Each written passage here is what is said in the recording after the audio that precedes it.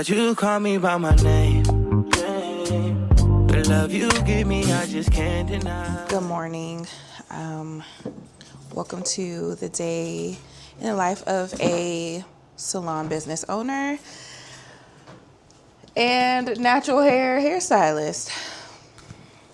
Today I have a photo shoot and I'm here at the barbershop because I waited last minute to to do all of this, and so now my husband's about to cut my hair, and so we can get ready. I have approximately an hour to do everything, to get my hair cut and to do my makeup and get dressed before the photographer gets here to set everything up. So come along with me. Good thing about having a husband that's a barber is free haircuts. First of all,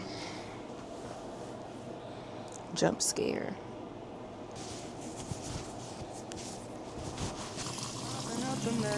Drop it in the water, let the daughter find her image with the rest. She'll be learning how to breathe, spinning through identity, revealing of the pretty little scheme. Save her mind, hold her hand, and don't believe a lie. You understand me. Walk her down the valley, pack a piece of heaven for the bottoms of her feet. Teach her how to jump and how to stretch when she reach, like the angels do, and you gon' make it through now. Tell about the healer, greater is the one within her, call him as the leader. Teach her how to hold a pretty hand up to the sky, and never wait upon the giver, he'll deliver like a dealer. Take her higher, higher, fly out the valley and the fire.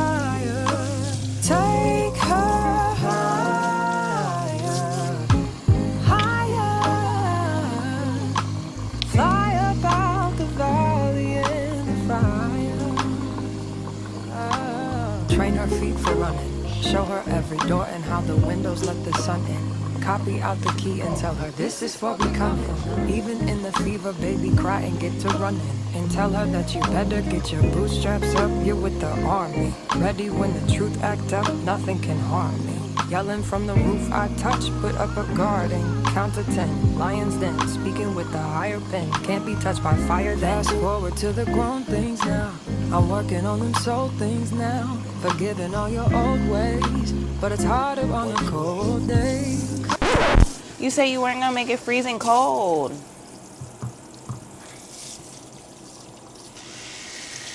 You're trying to have me sick.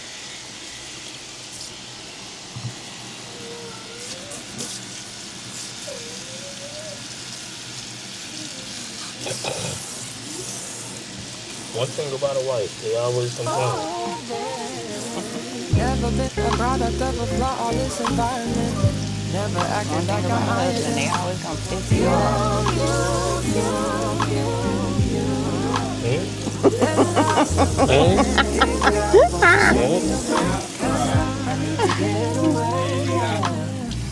Dear God, won't you send me a break? 'Cause I need to get away. 'Cause I would rather be running away. I would rather be running. Dear God, won't you send me a break? 'Cause I need to get away.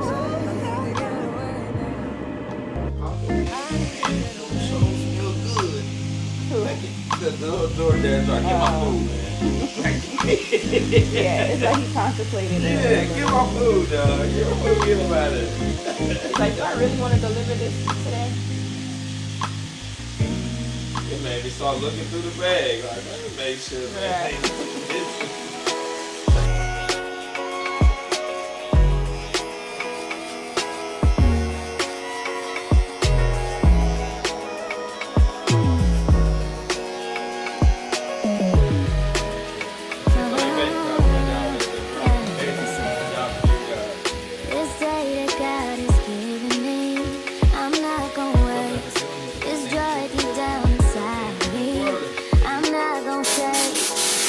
For so long, so stuck in my own way.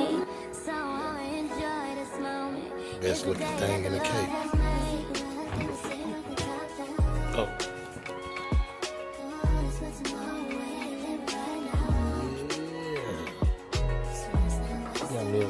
Stirred big muffin.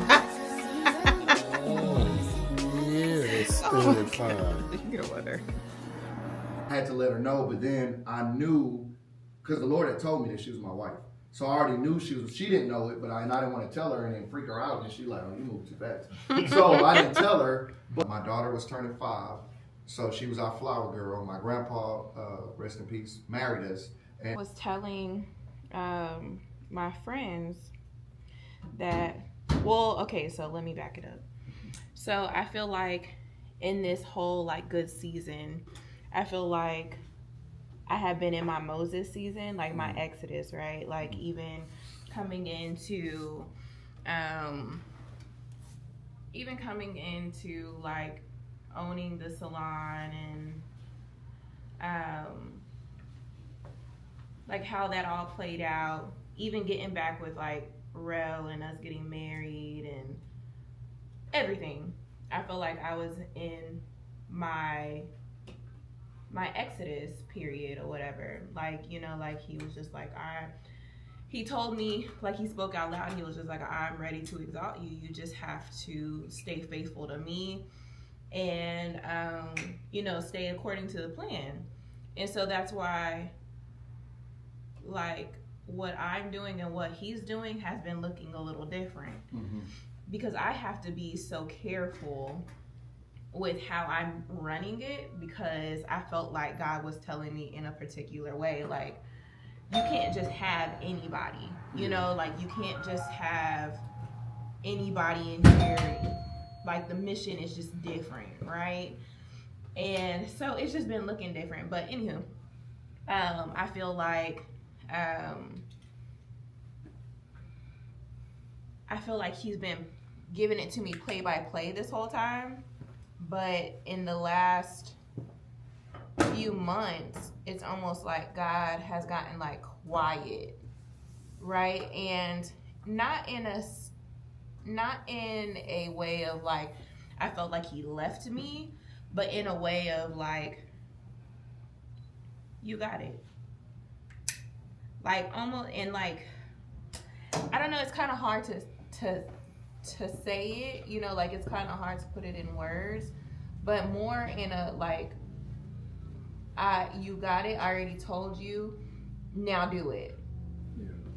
And that's been kind of hard for me because he's been giving it to me play by play. Mm-hmm. You know, so I'm just like, without the play, how do you got it?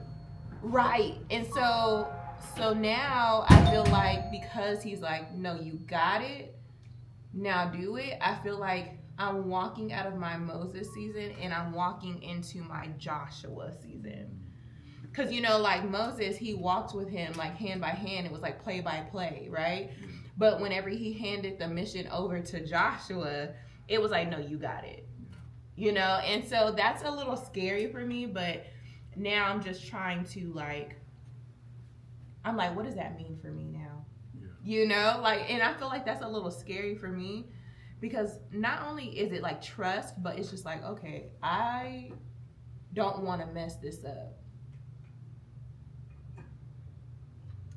So like, I feel like that's where I've been. Well, that's the season I'm in right now. But even in the messing it up, because there's multiple accounts of people in the Bible that have messed it up, mm-hmm. God will still bless it through the faithfulness. Yeah. You know, when I think about, you know, Abraham about to sacrifice Isaac because God told him to do it. Mm-hmm. Isaac was like, but where's the lamb that they're supposed to be up there to sacrifice?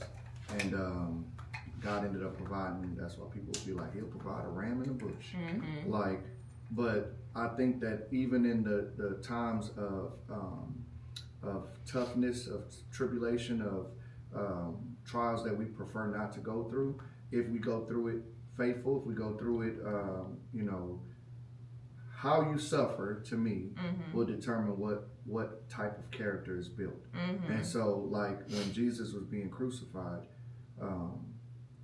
he still would say, you know, not my will, thy will be done. Take this cup from me, not my will, but thy will be done. Father, forgive them, for they know it's not what they do. Mm-hmm. How can you ask God to forgive somebody who's literally killing you? And so I think that you know, even though we're not talking about forgiveness, I think about how we suffer, how we go through whatever the mission is what determines what kind of character comes out on the other side of it. So even if you mess up because you call the wrong play, you stay faithful, God will still bless it. Right. Finally got these eyebrows. On fleek. Please don't ever say that again. I didn't know if they still said that or not. I remember that used to be a thing, wasn't it? Yeah, like 10 years ago. I never used it, so I never. It just be. I like that church. I don't have no problems. How'd with y'all find out about it? She went before me. Gotcha. Because I wasn't going to church. And she had went, I don't know how many times before me. And one day she was getting dressed and I just got up. Wow. And she was like, "You're going?" Jesus. She broke down and started crying. I don't know. I really have no idea what made me. I have been praying about it. It's the Holy Spirit. Yeah, I just got up. She was getting dressed. He didn't know why I was crying. And he also didn't know why I was praising so hard that day. But I had literally prayed maybe a week before that. Yeah. Touch my husband's heart. And let me not do this by myself. Yeah, I jumped up. The next week he got up.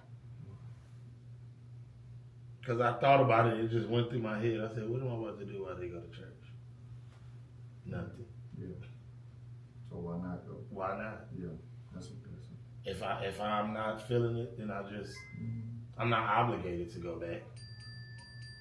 Just give it a shot. And I went, and it was a good service. And now you're telling people about it. So I've only missed one Sunday since. Yeah. Okay, so got my makeup. I'm dressed. This is Kareem. Hey, Kareem. Wait, hold on. It's not even. Hold on. There we are. Get off of me. Okay. Yeah, there you go. Hold on. Is it fighting you? It's fighting me. That's Kareem. This is my videographer, photographer, everythingographer. He's so amazing. He takes his time. He does everything correctly and efficiently. And we are going to start the shoot. I'm running behind per usual.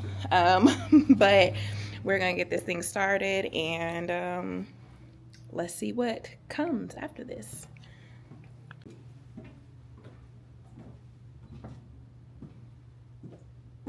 Where do you want to sit? I want to sit in the middle.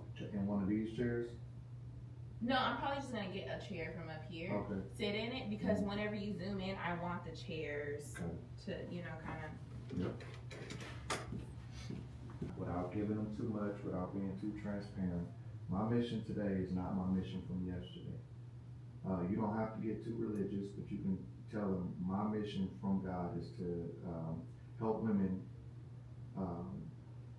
embrace the health of their natural hair, but just give them a little bit of your heart so that it's not so robotic and it doesn't seem practiced. Because sometimes when you share a little bit of your heart, certain words that you say may invoke a feeling that'll come across on the camera. So share a little bit of your heart and then let the Holy Spirit lead you on what exactly to say. This is the set. Little Red Riding Hood. So if we're gonna do that again, put the mic on you, and then let's just record it from the walk again. Okay. And then you can use whatever you want from both takes. Okay. What you should do. Instead of that chair, you want the chair from the back for your, which one color say chair? Come on, man, stop playing. You're right. Go get it. Hurry, please. Go ahead and move this step.